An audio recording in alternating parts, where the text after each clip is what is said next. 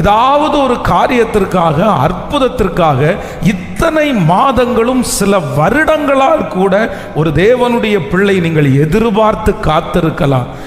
வாக்கு கொடுக்கிறார், அவர் திறந்ததை ஒருவராலும் அடைக்க முடியாது. அந்த தேவன் வாக்கு கொடுக்கிறார், இந்த மாதம் ஒரு திறந்த வாசலை நீங்கள் காண்பீர்கள். எத்தனை பேர் நடக்காது என்று பேசினாலும் உங்களுக்குள்ளே இருக்கிற விசுவாசம் குறையாது, உங்களுக்குள்ளே இருக்கிற நம்பிக்கை குறையாது. ஏன்னா ஆண்டவர் ஒரு விசுவாச வாசலை உங்களுக்காக கர்த்தர் திறப்பார். இதுவரையிலும் ஏமாற்றத்தோடு நீங்கள் கடந்து வந்த நிறைய வாசல்கள் இந்த மாதம் உங்களுக்கு திறக்கும் என்று ஆண்டவர் வாக்கு கொடுக்கிறார். வெளிப்படுத்தின விசேஷம் 3ஆம் அதிகாரத்தினுடைய 8வது வசனத்தை நாம் எல்லாரும் சேர்ந்து வாசிக்க போகிறோம். வெளிப்படுத்தின விசேஷம் 3ஆம் அதிகாரம் 8வது வசனம். உன் கிரியைகளை அறிந்திருக்கிறேன், உனக்கு கொஞ்ச பலன் இருந்தும் நீ என் நாமத்தை மறுதலியாமல் என் வசனத்தை கை கொண்டபடியினாலே இதோ திறந்த வாசலை உனக்கு முன்பாக வைத்திருக்கிறேன், அதை ஒருவனும் பூட்ட மாட்டான். இன்னொரு விசை கூட வாசிக்கலாம். உன் கிரியைகளை அறிந்திருக்கிறேன், உனக்கு கொஞ்ச பலன் இருந்தும் நீ என் நாமத்தை மறுதலியாமல் என் வசனத்தை கை கொண்டபடியினாலே இதோ திறந்த வாசலை உனக்கு முன்பாக வைத்திருக்கிறேன், அதை ஒருவனும் பூட்ட மாட்டான். ஆண்டவருடைய பிள்ளைகளே, இந்த மாதம் ஒரு வாக்கு தத்தத்திற்காக ஆண்டவரை நோக்கி பார்த்தபோது ஆண்டவர் என்னுடைய இருதயத்திலே வைத்த ஒரு நல்ல வாக்கு தத்த வசனம், இதோ திறந்த வாசலை உனக்கு முன்பாக வைத்திருக்கிறேன், அதை ஒருவனும் பூட்ட மாட்டான். இதோ திறந்த வாசலை உனக்கு முன்பாக வைத்திருக்கிறேன், அதை ஒருவனும் பூட்ட மாட்டான். ஒரு திறந்த வாசலுக்காக, ஏதாவது ஒரு காரியத்திற்காக, அற்புதத்திற்காக இத்தனை மாதங்களும் சில வருடங்களால் கூட ஒரு தேவனுடைய பிள்ளை நீங்கள் எதிர்பார்த்து காத்திருக்கலாம். இந்த மாதம் ஒரு வாசல் எனக்கு திறக்காதா, இந்த மாதம் ஒரு அற்புதம் எனக்கு நடக்காதா? ஆனால் அத்தனை நாட்களும் நீங்கள் போய் பார்க்கும்போது அது இருந்த வண்ணமாகவே இருக்கலாம். ஏற்கனவே பார்த்த பூட்டப்பட்ட வாசல்களையே நீங்கள் இதுவரைக்கும் பார்த்திருக்கலாம்.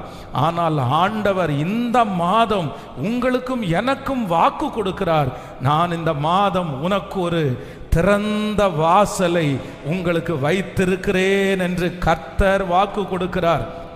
அடைக்கப்பட்ட வாசல்கள், இதுவரையிலும் நம்முடைய வாழ்க்கையில திறக்காத அநேகம் வாசல்கள், இதுவரையிலும் ஏமாற்றத்தோடு நீங்கள் கடந்து வந்த நிறைய வாசல்கள் இந்த மாதம் உங்களுக்கு திறக்கும் என்று ஆண்டவர் வாக்கு கொடுக்கிறார்.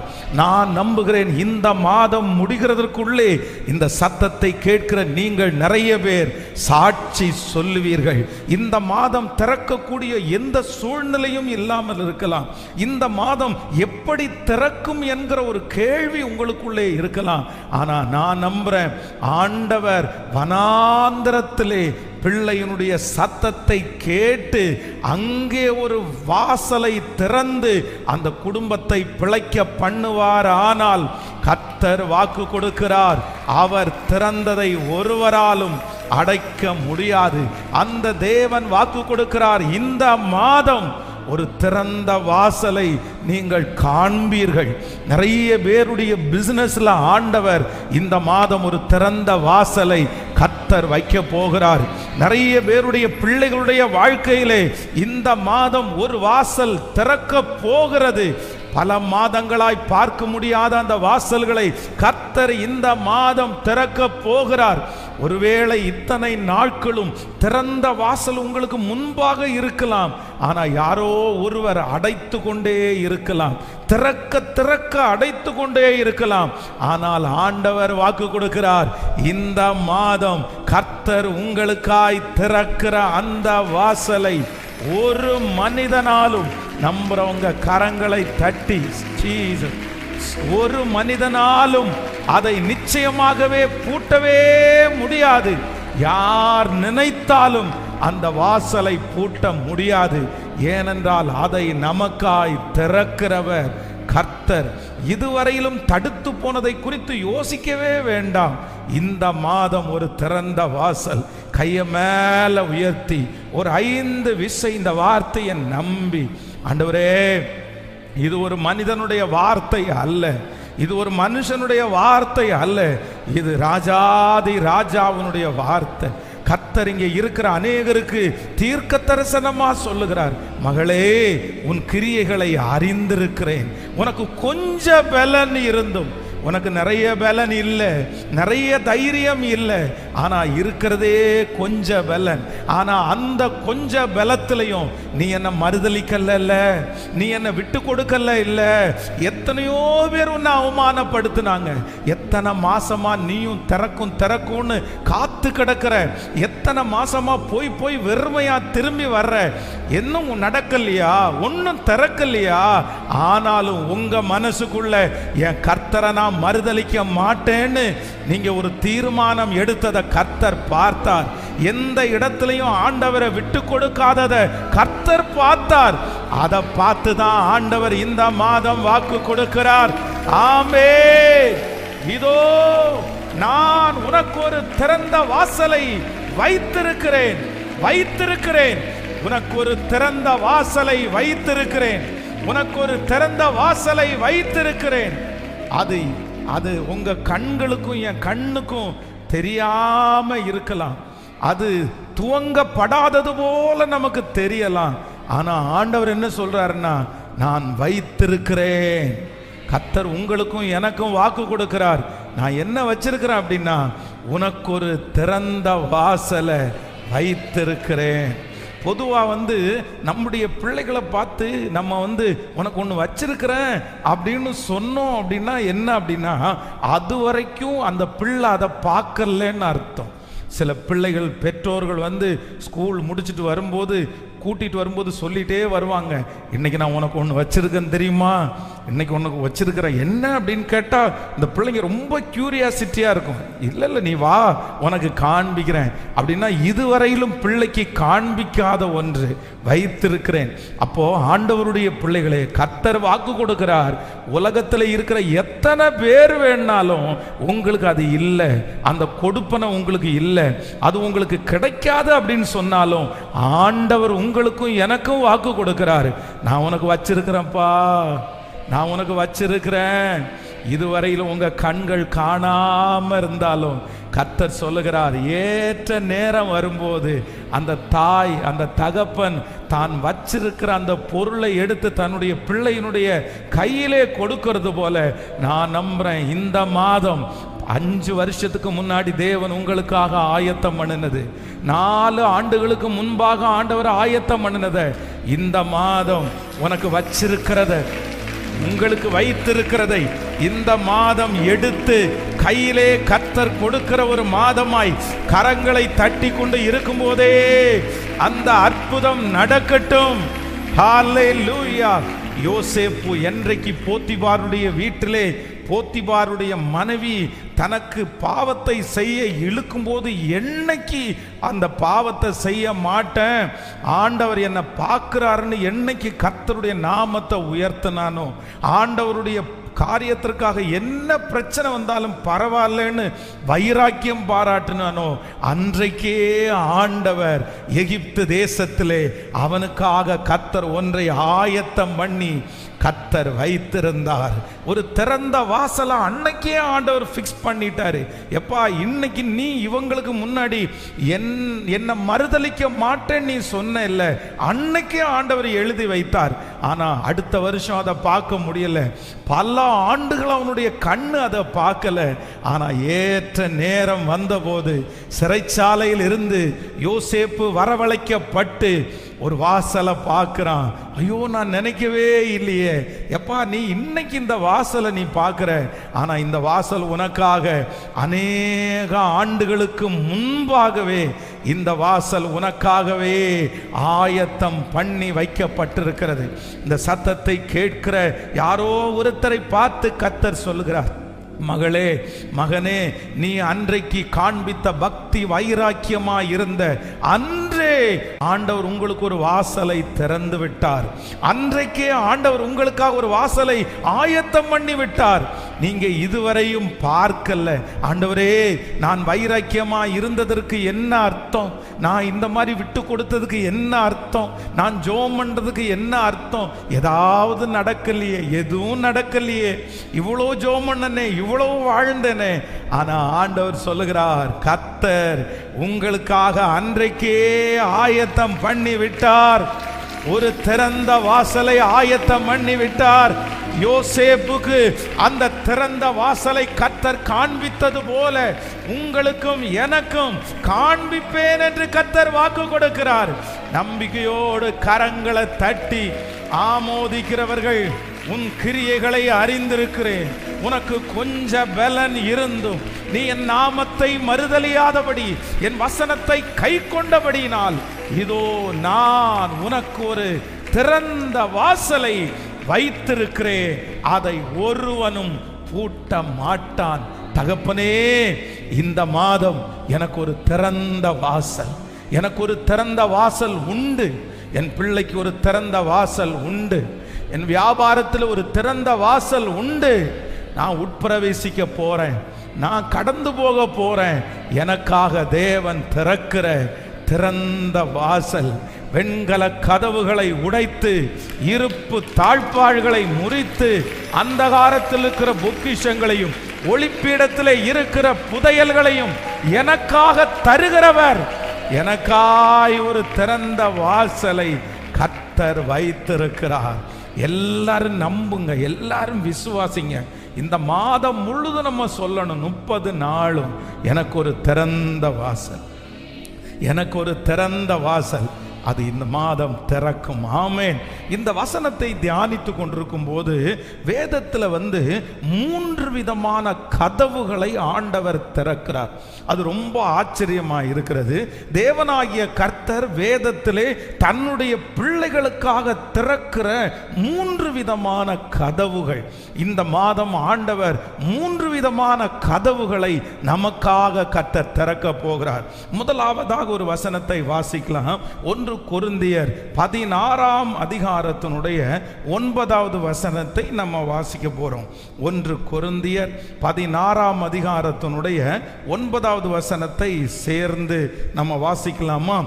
ஏனெனில் இங்கே பெரிதும் அனுகூலமான கதவு எனக்காக திறக்கப்பட்டிருக்கிறது, விரோதம் செய்கிறவர்களும் அநேகர் இருக்கிறார்கள். நீங்கள் 16ஆம் அதிகாரத்தினுடைய 8வது வசனத்திலிருந்து வாசிக்கலாமா?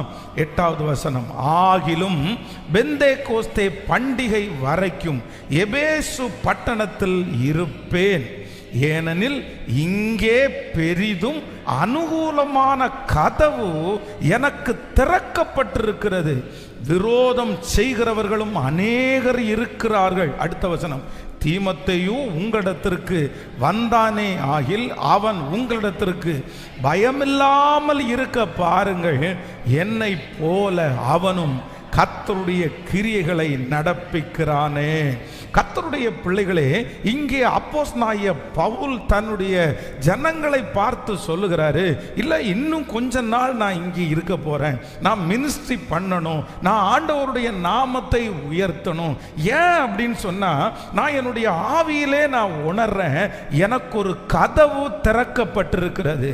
எனக்கு என்ன கதவு திறக்கப்பட்டிருக்கிறது அப்படின்னு சொன்னா, இங்கே பெரிதும் அனுகூலமான ஒரு கதவு எனக்கு திறக்கப்பட்டிருக்கிறது.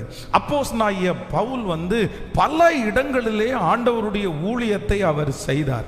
அவர் செய்ய போன இடத்துல பல இடத்துல இந்த எதிர்ப்புகள் நிறைய வந்துட்டே இருந்துச்சு.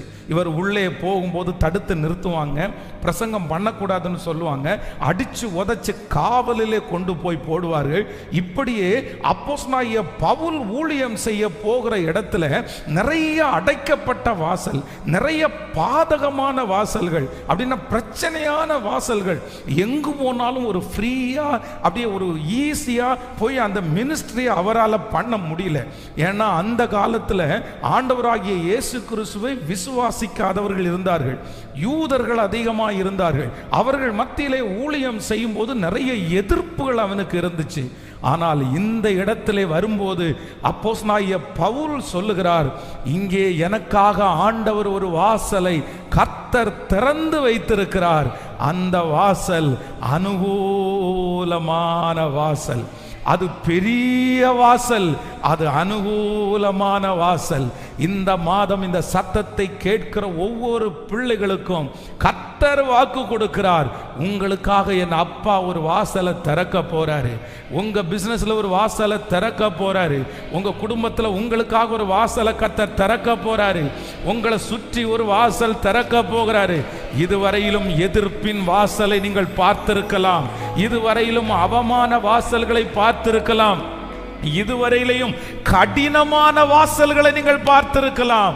அந்த வாசலுக்குள்ளே நுழையும் போது இடுக்கமாய், ரொம்ப நெருக்கமாய், கொஞ்சத்தை செய்யணும்னாலும் அவ்வளோ ரிஸ்க் எடுத்து, ரொம்ப பிரச்சனையில் அப்படியே மனசு நொந்து நீங்க அந்த காரியத்தில் உள்ளே போய் செய்யலாம். ஆனால் ஆண்டவர் வாக்கு கொடுக்கிறார், நான் உனக்காய் சீக்கிரத்தில் ஒரு வாசலை திறப்பேன். அந்த வாசல் சுலபமான வாசல், அது அனுகூலமான வாசல். நம்புறவங்க ஆமேன் சொல்லுங்கள். அந்த இடத்திலே இருக்கும்போது ராஜாவினுடைய இருதயத்தை கர்த்தர் உங்க பக்கமாய் திரும்ப பண்ணுவார். மனிதர்களுடைய கண்களை உங்க பக்கமாய் கர்த்தர் திரும்ப பண்ணுவார். போடாதேன்னு சொன்ன இடத்துல கர்த்தர் அவர்கள் வாயினாலே இந்த இடத்துல போடுங்க, வச்சிருங்க, செஞ்சிருங்க. கல்லான நிறைய இருதயங்களை இந்த மாதம் ஆண்டவர் எனக்காக கர்த்தர் திறக்க போகிறார். என் பிள்ளைக்கு இந்த மாதம் ஒரு அனுகூலமான வாசல் திறக்கும். எத்தனை பேர் விசுவாசிக்கிறீர்கள்? இந்த மாதம் எனக்கு கர்த்தர் திறக்க போகிற வாசல் இடுக்கம் அல்ல, குறுகல் அல்ல, பெரிதும் பெரிதும் அனுகூலமான வாசல். நான் நம்புகிறேன் நம்முடைய கம்ஃபர்ட் திருச்சபைக்கு இந்த மாதம் ஒரு வாசல் திறக்க போகிறது. அது சாதாரணமான வாசல் அல்ல, பெரிய வாசல், அதுவும் அனுகூலமான வாசல். போகிற இடத்திலெல்லாம் எல்லாருடைய கண்களிலையும் நமக்கு தயவு கிடைக்க போகிறது. கர்த்தர் அந்த ராஜாக்களுடைய இருதயத்தை நம் பக்கமாய் ஆண்டவர் திருப்ப போகிறார். கையை உயர்த்தி சொல்லுங்க பார்க்கலாம், இந்த வார்த்தை என் தலைமையில இருக்கிறதற்காக நன்றி. நான் நினைக்கிறேன், நான் நம்புகிறேன், ரிஜெக்ட் பண்ணப்பட்ட அநேகம் பேரை இந்த மாதம் கூப்பிட்டு கொடுக்கிற மாதமாய் மாறும். ஒதுக்கப்பட்ட அநேகருக்கு இந்த மாதம் விசாரித்து கொடுக்கப்படுகிற மாதமாய் மாறும். இன்றைக்கு நீங்கள் அழைக்கப்படுவீர்கள், இந்த மாதம் நீங்கள் அழைக்கப்படுவீர்கள், உங்களுடைய பிள்ளைகள் அழைக்கப்படுவார்கள். ஆமேன். இதுவரையிலையும் ஒருவேளை கேட்பாரற்று கிடக்கலாம், கேட்பாரற்று கிடக்கலாம், மூடப்பட்டு கிடக்கலாம். ஆனா ஆண்டவர் சொல்றாரு, இல்லை, ஒரு ஆப்பர்ச்சுனிட்டியும் வரல, ஒரு என்கொயரிஸ் கூட எனக்கு வரலையே பாஸ்டர், யாருமே விசாரிக்கலையே. பல மாதங்களாய், பல வருடங்களாய் இதை நீங்கள் பார்த்து கொண்டே இருக்கலாம். ஆனால் ஆண்டவர் சொல்றார், நான் திறப்பேன். அப்போஸ்தலனாகிய பவுல் ஒரு வாசலை திறக்கிறத பார்க்கிறாரு. என்ன வாசல் திறக்கிறத பார்க்கிறாருன்னா, ஒரு அனுகூலமான வாசல் திறக்கிறதை அவருடைய கண்கள் கண்டன. கண்கள் கண்டன. ஆண்டவர் உங்களுக்கு ஒரு பெரிய வெளிப்பாடு கொடுப்பார். இது உனக்காக நான் திறக்க போகிற பெரிய வாசல், பெரிய வாசல். இது அப்படியே நடக்கட்டும் ஆண்டவரே, இது அப்படியே நடக்கட்டும் ஆண்டவரே. ஹல்லேலூயா. நான் யோசேப்பை தான் இந்த காலை வேளையில கண்ணுக்கு முன்னாடி கொண்டு வர்றேன். பாருங்க, அவருக்கு ஃபர்ஸ்ட் திறந்த வாசல் வேதம் சொல்லுகிறது போத்திபாருடைய வீட்டிலே. அது ஒரு சின்ன வாசல், அது ஒரு சின்ன பொறுப்பு. அந்த சின்ன வாசலிலே அவன் உண்மையா இருந்தபடினால், வேதம் சொல்லுகிறது, நீ கொஞ்சத்தில் உண்மையா இருந்தபடினால் உன்னை அநேகத்தின் மேலே நான் உன்னை அதிகாரியாய் வைப்பேன். தாவீதை குறித்து வேதம் சொல்லுகிறது, அவன் கையிலே கொடுக்கப்பட்டிருக்கிற கொஞ்ச ஆடு, நிறைய ஆடு இல்லை, அந்த கொஞ்ச ஆடுல ஒரு ஆடு சிங்கத்தினுடைய கையில, கரடியுடைய கையில போகும்போது, இந்த ஒரு ஆடு தானே, இதுல போய் என்ன போராடிட்டு இருக்கிறது, இதோட என்னத்தை பெருசா போய் சண்டை போட்டுட்டு இருக்கிறது, நம்ம விட்டுருவோம், அதுக்காக நம்முடைய உயிரை பணயம் வைக்கணுமா, சரி இருக்கிறதுல ஒன்று போச்சு போட்டும் அப்படின்னு விடல. அந்த கர்த்தர் கொடுத்திருக்கிற அந்த கொஞ்ச ஆட்டுல கவனமா இருந்து அந்த ஒரு ஆடை கூட இழக்கக்கூடாதுன்னு போராடுனா, இறக்கக்கூடாதுன்னு உண்மையா நின்னா. வேதம் சொல்லுகிறது, கர்த்தர் கொஞ்ச ஆடுகளை மேய்த்த உண்மையுள்ள அந்த தாவீதிற்கு கர்த்தர் இஸ்ரவேலையே அவனுடைய கையில கர்த்தர் தந்தார். இந்த நாளிலே உங்களையும் பார்த்து என்னை பார்த்து ஆண்டவர் வாக்கு கொடுக்கிறார், மகனே, உனக்கு கொடுக்கப்பட்டிருக்கிற அந்த சின்ன வாசல்ல நீ உண்மையா இருப்பா. அம்மா, நீங்க உண்மையா இருங்கம்மா, கொஞ்சம்னு பார்க்காதீங்க, அற்பம்னு பார்க்காதீங்க. யோசேப்புக்கு அதுக்கு முன்னாடி கொடுக்கப்பட்டிருக்கிற பொறுப்பு ரொம்ப பெருசு. ஆனால் போத்திபாருடைய வீட்டில் கொஞ்சத்தில் உண்மையாக இருந்ததுனால அந்த போத்திபார் பெரிய அதை விட ஒரு சின்ன பெரிய வாசலை கொடுத்தாரு. ஆனால் அதுக்கப்புறம் சிறைச்சாலையில் போய் அவன் நினைக்காத ஒரு சின்ன வாசல் அவனுக்காக திறக்கிறது. இதுவரையிலும் யோசேப்புக்கு திறந்ததெல்லாம் சின்ன சின்ன சின்ன சின்ன சின்ன வாசல்கள். ஆனால் திடீரென்று ஒரு நாள் அவன் அழைக்கப்பட்டு அவனுக்கு ஒரு வாசல் திறக்குது. இதுவரையிலும் கற்பனையில இல்லாத வாசல், இதுவரையிலும் யோசிக்காத வாசல். இப்பொழுது அவனுக்கு முன்பாக ராஜா கொடுக்கிற அந்த வாசல் அது சாதாரணமானது அல்ல, அது பெரிய வாசல், அது பெரிதும் அனுகூலமான வாசல். அந்த வாசலை திறக்கும் போது அந்த ராஜா சொல்றாரு, எப்பா, இந்த வாசலுக்குள்ள நோ ரூல்ஸ், சுத்தி இருக்கிறவங்களுக்கு மட்டும்தான் ரூல்ஸ், உனக்கு எந்த ரூல்ஸும் கிடையாது, நீ என்ன வேணாலும் பண்ணலாம், உன்னுடைய அனுமதி இல்லாம யாரும் கை கால் கூட அசைக்க முடியாது. உனக்கு அப்படிப்பட்ட ஒரு திறந்த வாசலை நான் தீர்க்க தரிசனமாய் சொல்லுகிறேன். இந்த சத்தத்தை கேட்கிற நிறைய பேருடைய கையில சொந்தமான தொழிலை ஆண்டவர் ஒரு நாள் கொடுப்பார். பிரதர், இத்தனை நாட்களும் நீங்க பார்த்த வாசல் சின்ன சின்ன வாசல் பார்த்து அதை பார்த்து நீங்க பிரமிச்சிங்க. ஆண்டவர் வாக்கு கொடுக்கிறார், அந்த சின்ன சின்ன வாசலில் நீ உண்மையா இருந்தபடியினால், நீ உண்மையா இருக்கிறபடியினால் உனக்கு ஒரு பெரிய அனுகூலமான வாசல் சீக்கிரத்திலே திறக்க போகிறது. நம்புறவங்க கரங்களை தட்டி, பெரிய அனுகூலமான வாசல், பெரிய அனுகூலமான வாசல் எனக்காக திறக்கப்படுகிறது. கைய மேல உயர்த்தி, ஆண்டவரே நான் நம்புறேன் சொல்லுங்க பார்க்கலாம். எல்லாரும் சொல்லுங்க, முழு பலத்தோட சொல்லுங்க, ஆமென். அவர் திறந்தால் அதை அடைப்பவன் யார் இருக்கிறார்? அவர் கட்டினால் அதை இடிக்கிறவர்கள் யார் இருக்கிறார்? சொல்லுங்க, கைய மேல உயர்த்தி, இந்த மாதம் நான் பெரிய வாசலை நான் பார்க்கணும். இது அல்ல கணுக்கால் அளவு அல்ல, முழங்கால் அளவு அல்ல, நீந்தி நீந்தி இது நடக்கும் சிஸ்டர், இது நடக்கும் பிரதர், இது கர்த்தருடைய வார்த்தை. சொல்லுங்க, இது ஒரு மனுஷனுடைய வார்த்தை அல்ல, என்னுடைய கண்ணு பார்க்கணும். சொல்லுங்க சொல்லுங்க முழு பலத்தோட, அப்பா நான் நம்புறேன். வாலிப தம்பிங்க தங்கச்சிங்க சொல்லுங்க, மகளே, இதுவரையிலும் உங்க அப்பா பார்க்காத ஒரு திறந்த வாசல், உங்க அம்மா பிரவேசிக்காத ஒரு வாசலை கர்த்தர் உன்னை பிரவேசிக்க பண்ண போறாரு. நீ நினைச்சு கூட பார்க்க முடியாத அளவிற்கு ஒரு விசாலமான வாசல் உனக்காக திறக்க போகிறது. உன்னுடைய தகுதிக்கு மிஞ்சி ஒரு வாசல் உனக்காக திறக்க போகிறது.